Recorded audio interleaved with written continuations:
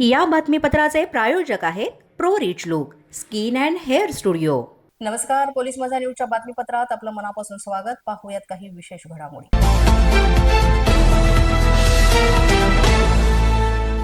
Iran Israel युद्धामुळे आखाती देशात अडकलेले 405 प्रवासी मुंबईमध्ये सुखरूप परतलेले आहेत। आखाती देशांमध्ये राज्यातील किमान 900 पर्यटक अडकून पडले होते।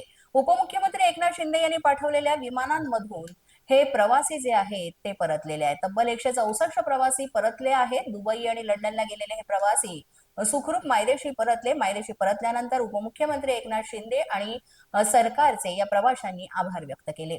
आम्हाला खूप टेन्शन होतं आमच्या मायदेशी परतण्याचं, पण साहेबांमुळे आमचा प्रवास खूप चांगला झाला। युद्धजनक परिस्थिती होती।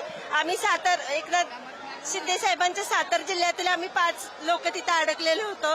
लाडका भाव आमच्यासाठी धावून आला। धन्यवाद साहेबांना। परिस्थिती ते भयंकर परिस्थिती आहे, म्हणजे भयानक आहे, भयानक आहे, भयानक भयानक।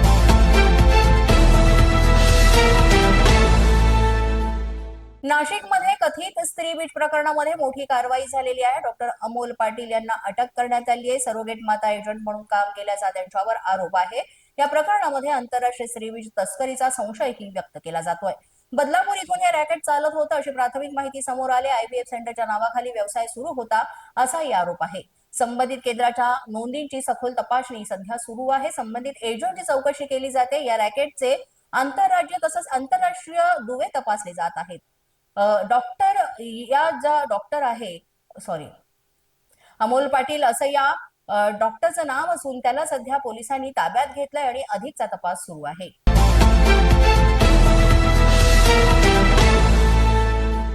भंडारा येथे पाळणपणामध्ये एका महिलेचा दुर्दैवी मृत्यू झाला असून डॉक्टरांच्या हलगर्जीपणामुळे हा मृत्यू झाल्याचा आरोपीच्या कुटुंबियांनी आरोप केलेला आहे। पूजा शिवलकर असं रुग्णाचं नाव असून तिची डिलिव्हरी झाल्यानंतर तिला अटॅक येत होते। त्यानंतर तिला उलटीही झाली, मात्र उपस्थित डॉक्टर आणि नर्सेस यांनी दुर्लक्ष केलं असा आरोप तिचा पती यानं केलेला आहे आणि मला आता याबाबत न्याय मिळावा अशी मागणी तिच्या पतीनं केलेली आहे।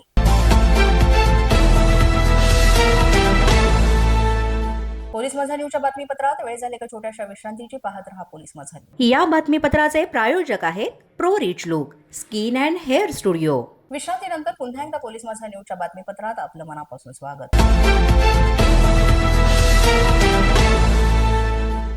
नागपूरमधल्या SBL कंपनीतलं स्फोट प्रकरण आणि या कंपनीचे प्रमुख आलोक चौधरी आणि संजय चौधरी यांना अजून अटक का नाही असा प्रश्न सध्या उपस्थित होतोय।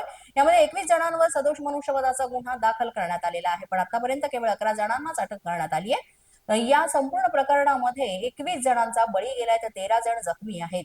दरवर्षीच्या या घटना होत आहेत, त्यावर सरकार काही गांभीर्याने लक्ष घातल्याचं दिसत नाही। हा विषय आता आम्ही हाऊसमध्ये घेऊ, अधिवेशनात घेऊ। पैशांनी काही जीव खरेदी करता येत नाही। तुम्ही मदत केली, मोठ्या प्रमाणात ही मदत केली, एवढे कोटी दिले, एवढे लाख दिलेत अशी प्रतिक्रिया सुद्धा याबाबत वडेट्टीवार यांनी दिलेली आहे।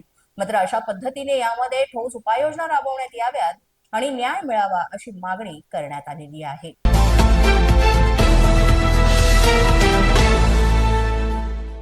नाशिकमध्ये मैत्रीच्या नात्याला काळीमा फासणारी एक घटना समोर आलेली आहे। मोक्याच्या गुन्ह्यातून नुकताच जामिनावर बाहेर आलेल्या एका सराईत गुन्हेगारानं चक्क आपल्याच मैत्रिणीच्या घरात चोरी केल्याचा प्रकार उघडकीस आलेला आहे। नाशिक गुन्हे शाखा युनिट 1च्या पथकानं अत्यंत शिताफीनं या गुन्हेगाराला बेड्या ठोकल्यात। उपनगर पोलीस ठाणे हद्दीमध्ये 29 जानेवारी 2026 रोजी चोरीचा एक गंभीर गुन्हा दाखल झाला होता। या गुन्ह्याचा समांतर तपास करत असताना गुन्हे शाखा युनिट 1च्या पथकाला महत्वाची माहिती मिळाली। मिळालेल्या गुप्त माहितीनुसार हा गुन्हा सराईत गुन्हेगार श्रीजय संजय खाडे वय वर्ष 28 यांनी केल्याचं निष्पन्न झालं। विशेष म्हणजे संशयित हा आडगाव येथील समर्थ नगर परिसरात येणार असल्याची खात्रीशीर माहिती पोलिसांना मिळाली आणि त्यानंतर त्यांनी सापळा रचला आणि त्याला शिताफीनं ताब्यात घेतलं। ताब्यात घेतलेल्या श्रीजय घाडी याची पार्श्वभूमी अत्यंत गुन्हेगारी स्वरूपाची असून त्याच्यावर यापूर्वीही अंबड पोलीस ठाण्यामध्ये खुनाचा प्रयत्न आणि शस्त्र कायद्यांसह गंभीर गुन्हे दाखल असून त्याच्यावर मोक्का अंतर्गत कारवाई करण्यात आली होती। 2 महिन्यांपूर्वी तो जामिनावर बाहेर आला होता।